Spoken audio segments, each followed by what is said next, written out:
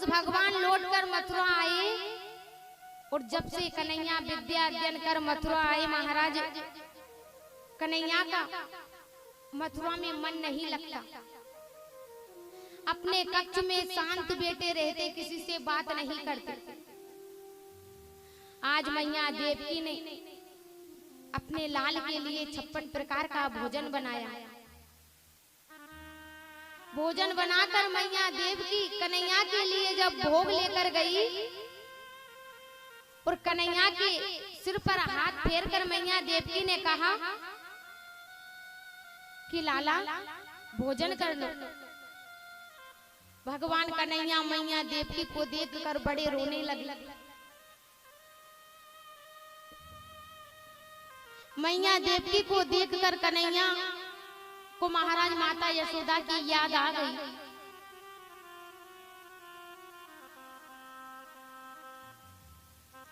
मैया देवकी हाथ की थाली वही पटक कर वसुदेव के पास गई और जाकर कहा कि जाओ कन्हैया से पूछो कि उसे मथुरा में कोई कष्ट है तो, कोई दुख है तो यहाँ से चला जाए, क्योंकि मैं तो उसके स्वभाव से परिचित नहीं हूँ, मैंने उसको पाला नहीं। वसुदेव महाराज ने महाराज उद्धव जी को बुलाया और उद्धव को बुलाकर कहा जाओ तुम कन्हैया से पूछना यहाँ कोई दुख तो नहीं है, क्योंकि आज देवकी को देखकर कन्हैया बड़ा ही रोने लगा। उद्धव महाराज आए। उद्धव महाराज ने आकर भगवान कृष्ण से पूछा कि आपको मथुरा में कोई दुख है। भगवान कृष्ण महाराज उठकर खड़े हो गए और उद्धव को अपने गले से लगाकर प्रभु हिचकिया ले लेकर रोने लगे। भगवान कन्हैया कहने लगे उद्धव मैंने ब्रजवासियों के साथ अच्छा नहीं किया, जो सभी ब्रजवासियों को रोता बिलखता छोड़ आया। उद्धव तुम्हें क्या पता, जब मैं थोड़ा सा माखन कम खा लेता तो मेरी माता यशोदा वेदों को बुला लेती कि आज मेरे लाला को नजर लगी है। मैंने अच्छा नहीं किया, ब्रजवासियों को छोड़कर आ गया। परसों की बोलकर आया था लेकिन बरसों बीत गए। उद्धव तुम जाओ, मेरा संदेश लेकर जाओ, ब्रजवासियों को भी मेरी याद जरूर आती होगी। उद्धव ने कहा आप तो परब्रह्म हो, आपको ब्रजवासियों की याद आती है। उद्धव के मन में महाराज ज्ञान का अभिमान था। उसके अभिमान को दूर करने के लिए भगवान कन्हैया ने प्रेम नगर वृंदावन में उद्धव महाराज को भेज दिया और कन्हैया ने कहा रुको उद्धव, आप वृंदावन जा रहे हो, मेरी कारी कमरिया ले जाओ, मोर पंख लेकर जाओ, क्योंकि ब्रजवासी मेरे सिवा किसी और से बात नहीं करते। उद्धव महाराज सोने की रथ पर विराजमान होकर वृंदावन जब गए तो इधर कन्हैया के जितने भी छोटे छोटे सखा थे वो क्या करते थे, मथुरा की गेल पर आकर बैठ जाया करते थे। सुबह से शाम तक अपने कन्हैया का इंतजार करते और जब कन्हैया नहीं आता तो मैया यशोदा से कहते मैया देख तेरा लाला कितना निष्ठुर है, वो मथुरा जाकर हम सभी को भूल गया। आज भी महाराज सभी कन्हैया के मित्र मथुरा की गेल पर बैठे हुए थे। जब रास्ते पर बैठे हुए थे सभी ने देखा दूर से कोई बहुत सुंदर रथ चला आ रहा है। सभी सखा कन्हैया से मिलने के लिए दौड़े, हमारा कन्हैया आ गया, हमारा कन्हैया आ गया। लेकिन मधुमंगल ने कहा नहीं, मैं कन्हैया से मिलने नहीं जाऊंगा।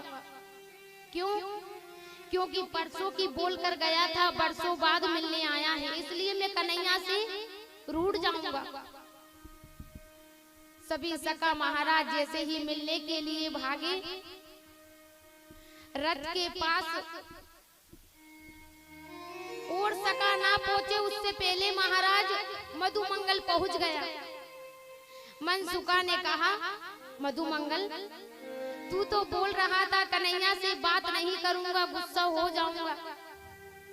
मधुमंगल रोते हुए कहने लगा, अरे मनसुखा, रूठ बाद में जाऊंगा, इतने वर्षों बाद मेरा कन्हैया आया है जनाब, मैं अपने कन्हैया को गले तो लगा लूं, उसको प्यार तो कर लूं, उसको प्रेम तो कर लूं, मैं रूठ बाद में जाऊंगा।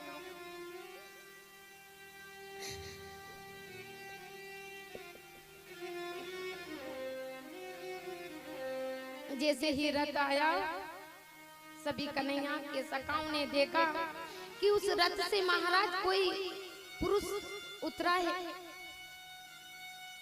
मधुमंगल मनसुखा सभी देखते रहे, काली कमरिया ओढ़ रखी, सिर पर मोर पंख है। उद्धव ने कहा, राम राम। कन्हैया के सखाओं ने कहा, कौन हो तुम? उद्धव महाराज कहने लगे, हम मथुरा से आए हैं, कृष्ण ने हमें भेजा है, हम कृष्ण के सखा हैं। मधुमंगल रोते हुए कहने लगा, वाह रे कन्हैया वाह, इतने दिनों बाद अगर हमारी याद भी आई तो अपना सखा भेज दिया, खुद मिलने नहीं आया। उद्धव महाराज ने कहा, मुझे मैया यशोदा के महल का पता बता दोगे? कन्हैया के सखाओं ने कहा, मैया के महल का पता बताना मैं जरूरी नहीं समझता, ये जो पानी का पनारा दिख रहा है, इसका जहां अंत हो वो मैया यशोदा का महल है। ये कोई साधारण जल नहीं है, लाखों ब्रज की गोपियां माता यशोदा नंद बाबा दिन रात उस कन्हैया के लिए रोते हैं, वो ही जल बह रहा है। कन्हैया के सखा ने महाराज जब पता बताया, उद्धव महाराज मैया यशोदा के द्वार पर जब पहुंचे तो मैया यशोदा के महल से महाराज उनके कोने कोने से जय श्री कृष्ण की ध्वनि निकल रही थी। कन्हैया के सखाओं ने कहा था कि मैया जरा ऊंचा सुनती है, तेज बोलना। उद्धव महाराज ने देखा यशोदा मैया वृद्ध हो चुकी थी, आंखों से कम दिखता था, कानों से कम सुनाई देने लगा। कन्हैया की याद में रो रो कर आंखें कमजोर हो गई थी। उद्धव महाराज ने कहा, जय श्री कृष्णा। मैया यशोदा ने जब देखा पालने के पास बैठी हुई थी, उद्धव ने मैया से कहा, मैया ने जब देखा तो उद्धव को देखकर मैया कहने लगी, जरा धीरे बोलो धीरे, अभी अभी मैंने अपने लाल को सुलाया है, कहीं तुम्हारी आवाज सुनकर वो जाग ना जाए। उद्धव की महाराज पहले ज्ञान की सीढ़ी फिसल गई। जिस कन्हैया को मैं मथुरा छोड़कर आया हूँ, माता यशोदा कहती वो यहाँ पालने में सो रहा। महाराज माता यशोदा ने, नंद बाबा ने उद्धव महाराज का बड़ा स्वागत सम्मान किया। ब्रज की गोपियों से जब उद्धव मिले माँ राधे रानी से, ऊदो सीधो है चलियो सुन गोपियन के बोल, ज्ञान बजाई डुमडुमी और प्रेम बजायो ढोल। सारा ज्ञान महाराज धरा का धरा रह गया। सुखदेव महाराज राजा परीक्षित से कहने लगे, राजन जब उद्धव महाराज सभी ब्रजवासियों से मिलकर आए तो उद्धव ने कन्हैया से आकर कहा कि आपने ब्रजवासियों के साथ अच्छा नहीं किया, जो सभी ब्रजवासियों को रोता हुआ छोड़ आए।